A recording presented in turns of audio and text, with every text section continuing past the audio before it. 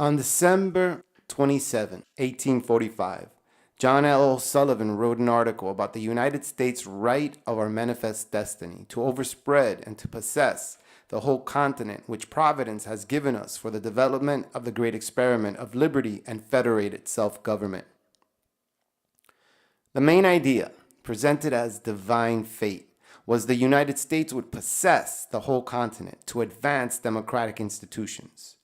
However, God never assured Americans a successful experiment. That depended on how Americans chose to settle the frontier. While the North and South agreed God gifted them this realm, they conceived of the ends of manifest destiny differently. Southerners foresaw the expansion of slavery. Northerners intended to contain it where it already existed because they agonized, God forbid that we should be the means of planting these institutions upon it. For the Yankee, free market institutions would dominate the frontier and secure the economic and political liberties of white males.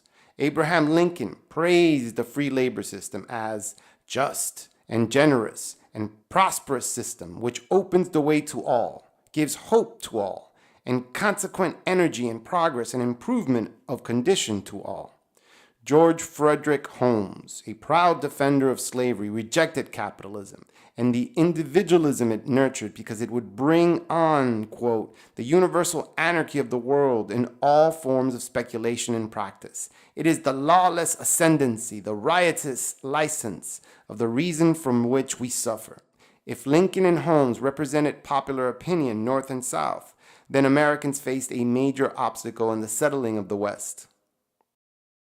This tension between slavery and free market economies had eluded the founding generation.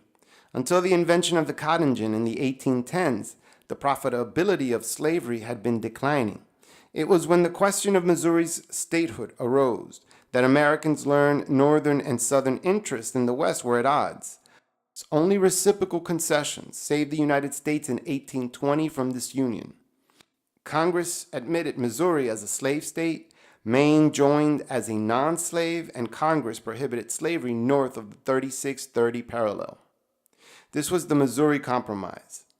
That year, Thomas Jefferson prophetically lamented, "This momentous question, like a fire bell in the night, awakened and filled me with terror. It is hushed, indeed, for the moment, but this is a reprieve only." Jefferson clearly anticipated divine retribution for the American failure to be of one mind about the economic future of the West. He regretted the sectionalism of public opinion on this crucial issue. A geographical line coinciding with a marked principle, moral and political, once conceived and held up to the angry passions of men, will never be obliterated, and every new irritation will mark it deeper and deeper. What John L. O'Sullivan called the far-reaching, the boundless future of American greatness, ironically was the irritation that would inevitably deepen as Americans competed and disputed for land beyond the Mississippi River.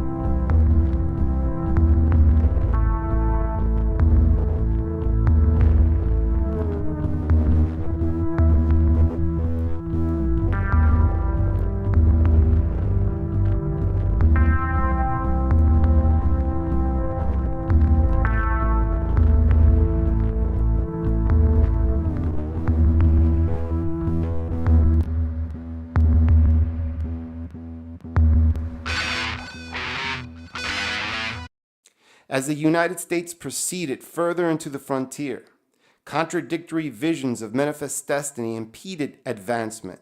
Americans inhabited a home divided by the economics of slavery and free markets. In the South, slaves were the major source of wealth. The 4 million slaves masters possessed at the conclusion of the Civil War constituted $3 billion in capital. Yet Southerners defended their institutions for reasons beyond the money it earned them. Elizabeth Alston referred to her slaveholder husband as having, quote, a very noble life. The life of a missionary, really. One must teach, train, uplift, encourage the slaves. It is a life of effort, the life of those who have the great responsibility of owning human beings. Alston's homage to her spouse reveals Southerners had faith that their actions were for the greater good, and they defended themselves against their critics by stressing the heritage of their political ideas. Ulysses S. Grant, general of the Union Army, recognized this willfulness. He called slavery one of the worst causes for which a people ever fought. He did not question, however, the sincerity of the great mass of those who were opposed to us. Southerners adamantly associated slavery with American democracy. South Carolina's John C. Calhoun reminisced how many in the South once believed that slavery was a moral and political evil.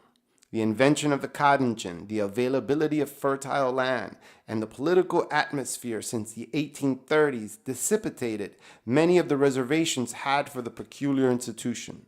Calhoun affirmed, "We see slavery now in its true light and regard it as the most safe and stable basis for free institutions in the world." Slave owners adapted democracy to fit their interests. It baffled Calhoun how the North expected to survive without the South's economic, political, and cultural ways, what he called, quote, the balance of the system.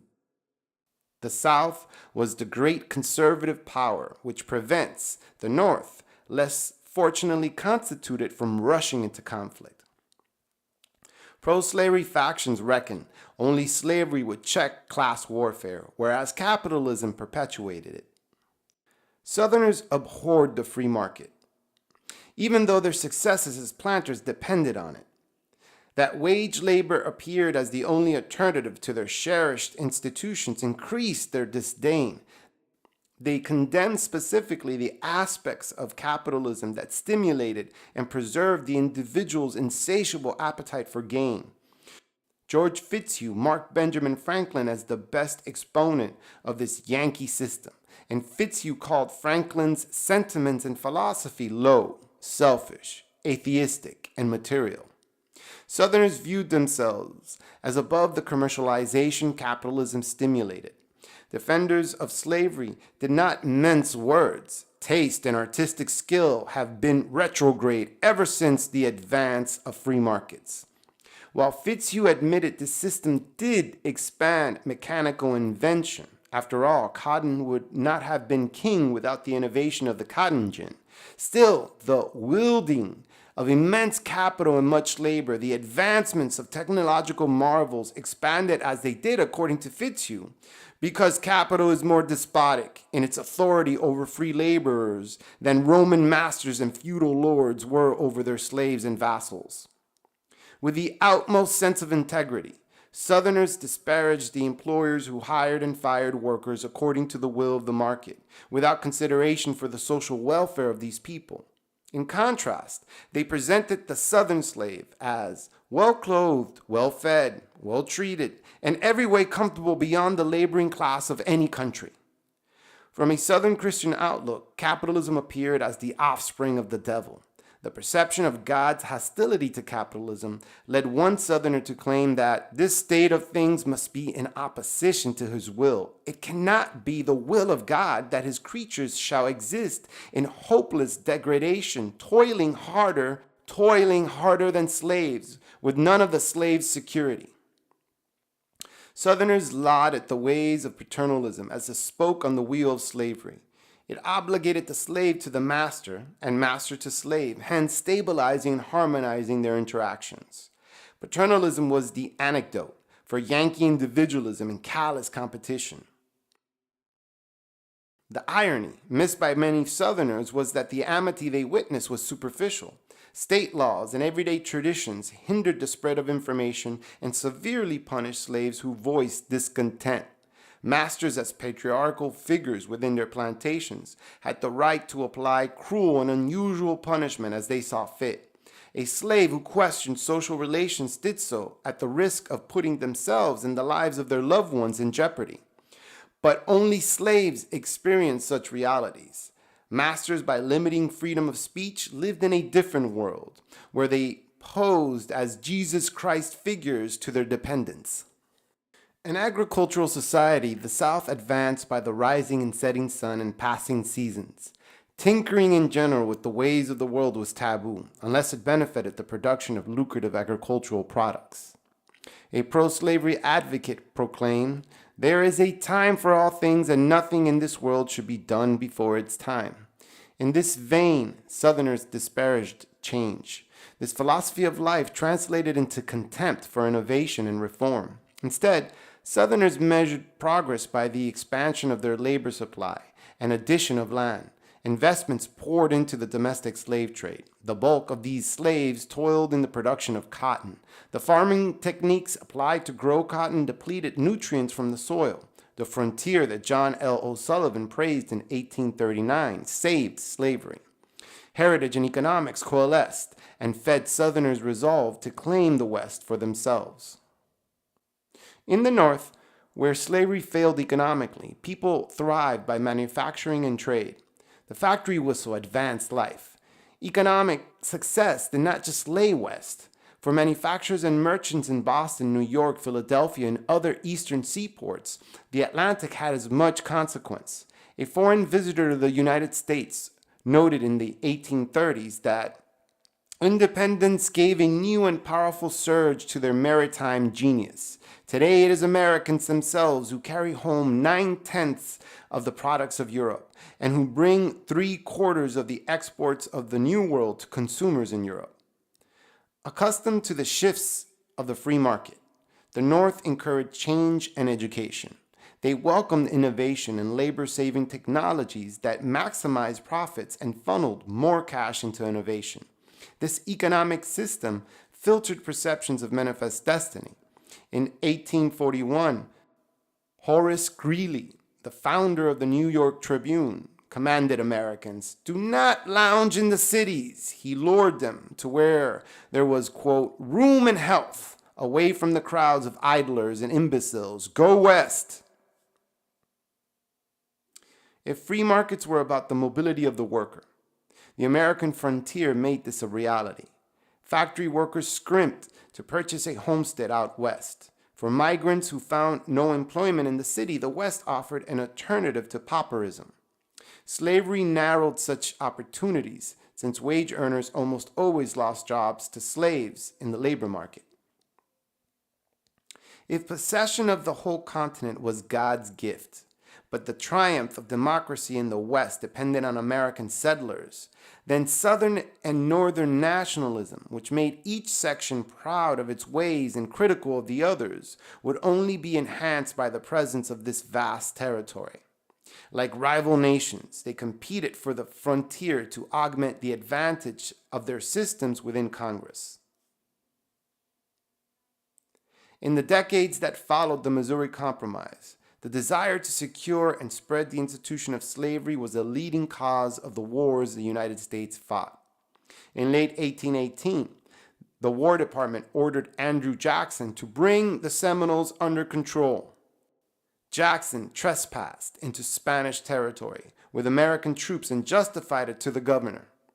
It was to chastise a savage foe who, combined with a lawless band of Negro brigands, had been for some time past carrying on a cruel and unprovoked war against the citizens of the United States. Those citizens were not Northern merchants and traders. Jackson's military excursions assured the benefits of slavery by subduing the Seminoles and capturing runaway American slaves who had established bonds with the Seminoles and regularly crossed into border plantations to kidnap more slaves. Florida became a U.S. territory in 1821, yet this did not quell the Seminole threat. The U.S. would war against them on 2 other occasions during the second half of the 1830s and 1850s. Seminole Chief Osceola opposed the Removal Act of 1830. It mandated his people to surrender their Florida claims. When the U.S. government also demanded the return of fugitive American slaves, which included his wife, Osceola stabbed his dagger into the treaty the government ordered him to sign. The Seminole Wars were the costliest conflicts the United States had fought until then. By 1835, when the Second Seminole War erupted, it was clear that the U.S. government struggled on soil its leaders cared little for. The Seminoles incorporated African Americans into their tribe. They resisted relocation and refused to part with black members of their families. Their iron will increased Southern hostility. American soldiers were openly dumbfounded at why the government risked their lives. Army Sergeant Jacob Rhett Moult pondered about what the reward for defeating the Seminoles was and concluded the sacrifice was for, quote, the poorest country that ever two people quarreled for. The climate in the first place is objectionable, but a perfect paradise for Indians, alligators, serpents, frogs, and every kind of loathsome reptile. Southerners did not fight to conquer Florida. They warred to legitimize slavery as a national and not just sectional institution. The war against Mexico began with American migration during the early 1830s into Texas, land that Mexicans controlled. Authorities initially had welcomed these settlers. In fact, Mexico promoted American settlement to develop its economy. However, Americans disrespected their laws. They resisted taxation by the Mexican government. They refused to convert to Catholicism, and they opposed to change the status of their slaves to indentured servants. Mexico had abolished slavery in the aftermath of its independence from Spain in 1821. To reintroduce it appeared profane politically and economically, but especially religiously. American settlers resolved these disagreements by declaring Texas independent in 1836. This would unleash a chain of events that would lead the United States to war with Mexico by 1846.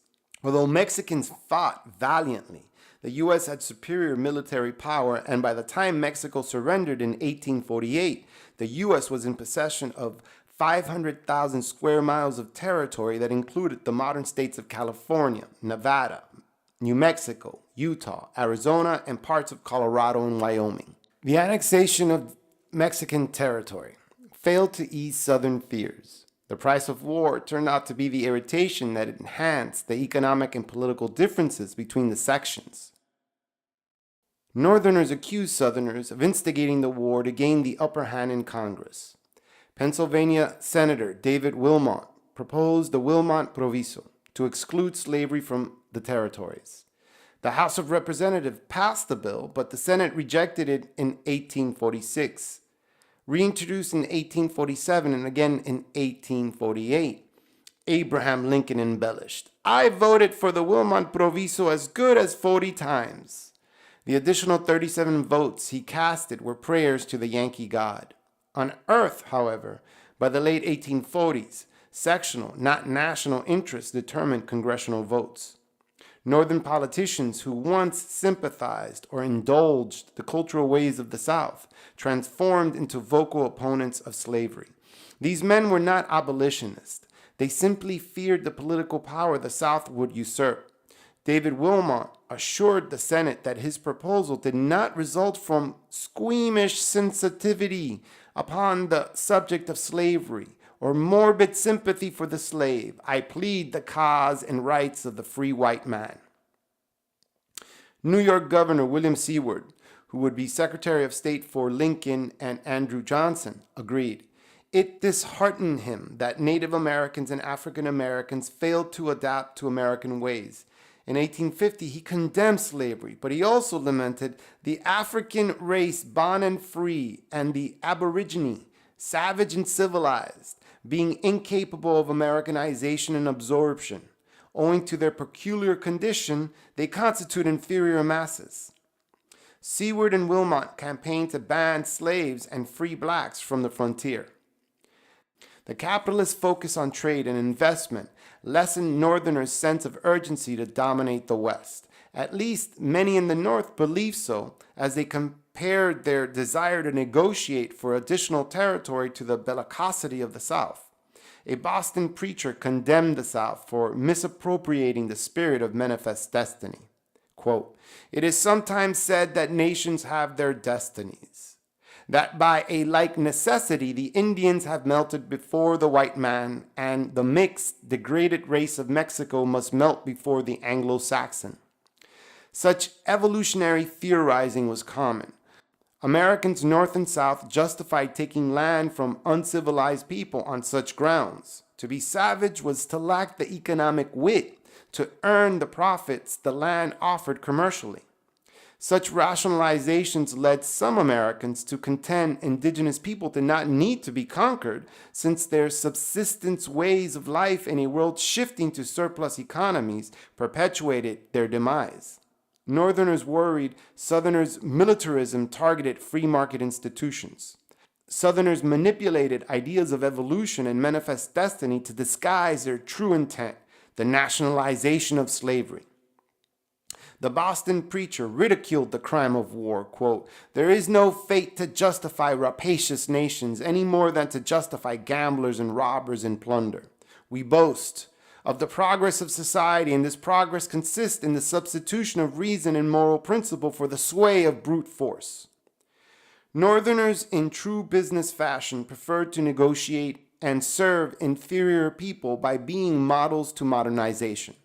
The preacher admitted that the more civilized must always exert a great power over less civilized communities in their neighborhood, but it should be a power to enlighten and improve. We are destined, that is the word, to overspread North America, and intoxicated with the idea, it matters little to us how we accomplish our fate. Why can we not rise to noble conceptions of our destiny? To Native Americans whose land settlers expropriated, the degree of difference between the modes of expansion was certainly missed. One white devil was no different than another. Yet in this crisis over the economic fate of the West, Northerners posed as the greater humanitarians. The desire to surpass British trade and manufacturing on the Atlantic did encourage a more relaxed form of westward expansion that allowed settlements to consolidate their power within urban centers before pushing further on the frontier. However, Northerners segregated people they considered inferior from the economic opportunities of the free market. Charlotte Fortin, an African-American abolitionist, confessed that the exclusion and contempt directed at her in Boston are but trifles in contrast to what slaves must endure. But to those who experience racism, these apparent trifles are most wearing and discouraging. Even to the child's mind, they reveal volumes of deceit and heartlessness, and early teach a lesson of suspicion and distrust. Northern racism cannot be denied. Fortin still preferred this liberal racism over slavery. Many anti-slavery racists during the 1850s gravitated to the Know-Nothing and later renamed American Party. They promoted a form of capitalism that excluded Irish and German Catholics, as well as African and Native Americans. When the American Party dissolved, many members joined the Republican Party. As Southerners aggressively vied for their share of the frontier, more Northerners grew paranoid of a slave conspiracy obsessed with usurping the West. It was to these free market proponents that many practical abolitionists would turn. For African Americans, slave and free, American ideals of life, liberty, and the pursuit of happiness did not apply. African Americans distrusted both sides. However, many backed the lesser of two evils, and for tactful abolitionists, the North was the surest road to emancipation. Frederick Douglass, a former slave and defender of immediate freedom, argued the North's desire to serve as a model to the world benefited the political interest of African Americans. In 1852, Douglass juxtaposed the anti-militarism of the North with the hawkishness of the South. In a world in flux, the South refused to modify its ways, even though Douglass observed, nations do not now stand in the same relation to each other that they did years ago. No nation now can shut itself up from the surrounding world and trot round in the same old path of its fathers without interference. Douglass envisioned an international order in which governments held one another accountable. In this new world, Southern willfulness and their application of states' rights theory to justify slavery would not protect them. Douglas warned, the time was when long established customs of hurtful character could formally fence themselves in and do their evil work with social impunity. But a change has now come over the affairs of mankind. The democratization of education in cities had liberated the people from mental darkness. The working class voter would resist the spread of slavery. Charles Sumner affirmed, slavery degrades our country and keeps its example from directing the other countries of the world to the universal restoration of power to the governed. American international credibility depended on the destruction of slavery. Douglas badgered the South to obey the call of civilized nations and comprehend slavery was a crime in the modern world. Southerners never denied this change was occurring, but they did equate this shift of mind with the fickleness of the free market, the mongrelization of politics. One Southerner affirmed, I prefer the collected experience and reason of the past. I believe it to be the duty of an individual to admit that he is not as wise as is the collective body of his ancestors. Douglas detested Northern bigotry, but he appreciated how free market ideology encouraged a mode of manifest destiny that catered to the demands of the governed. The defeat of Mexico jeopardized the Missouri Compromise, which in 1820 prohibited slavery north of the 3630 parallel. The Wilmot Proviso attempted to salvage this compromise, but it never passed the Senate. Stephen Douglas and other moderate politicians proposed 5 bills to reach a new compromise that better reflected the circumstances of America's new diplomatic gains. This was the Compromise of 1850. Southerners made the first concession. California entered the Union as a free state. In return, the federal government enhanced the protections offered to slaveholders whenever their slaves stole themselves from their masters. By the 1830s and 1840s, many northern states had applied legal loopholes to circumvent the fugitive slave clause of the U.S. Constitution. Runaway slaves found refuge among radical abolitionists who assisted them on their path to freedom. The Fugitive Slave Act of 1850 took due process away from African Americans accused of being runaways and forced citizens to comply with slaveholders' affidavits to reclaim their slaves. It left free African Americans legally powerless to defend themselves against false allegations. Lincoln criticized its stringency. The law would be more likely to carry a free man into slavery than our ordinary criminal laws are to hang an innocent man. The third compromise catered to Texan politicians who coveted New Mexican lands. The federal government proposed to pay Texas wartime debts if Texans renounced their claims. The final compromises banned the slave trade in Washington, D.C. Slave auctions in the capital embarrassed many Americans. In return, advocates and opponents of slavery agreed that popular sovereignty would decide the fate of the New Mexico and Utah territories. The Compromise of 1850 limited the strength of Congress to decide the economic fate of the West. William Seward criticized it because a higher law than the Constitution existed that did not care about votes. Seward's higher law pulled the dispute away from the tangible Constitution that could be debated and instead placed the conflict in a religious context where neither the North nor the South had the supernatural power to understand the mind of God. Lincoln, who tried to keep the dispute within the secular realm, contended that popular sovereignty was the liberty of making a slave of other people. This declared indifference to the spread of slavery I cannot but hate, because it deprives our Republican example of its just influence in the world. Seward and Lincoln interpreted the Compromise of 1850 as a digression from the path of God and the ideals of the U.S. Constitution. It marked the failure of the great experiment of liberated and federated self-government. In 1854, the Kansas-Nebraska Act called on American voters to resolve the economic destiny of the territories. Mercenary settlers descended on Kansas, commissioned by anti- and pro-slavery states to vote during the convention and elections that would establish statehood for these regions, colonists psyched themselves to intimidate, beat, and murder any potential opponents who persisted on imposing their political will. Headlines in 1856 stressed the violence that consumed bleeding Kansas, as vigilantes on both sides of the struggle battled. The most infamous story was the Potawatomi Massacre. That year, John Brown volunteered to assure Kansas' place as a wage labor state.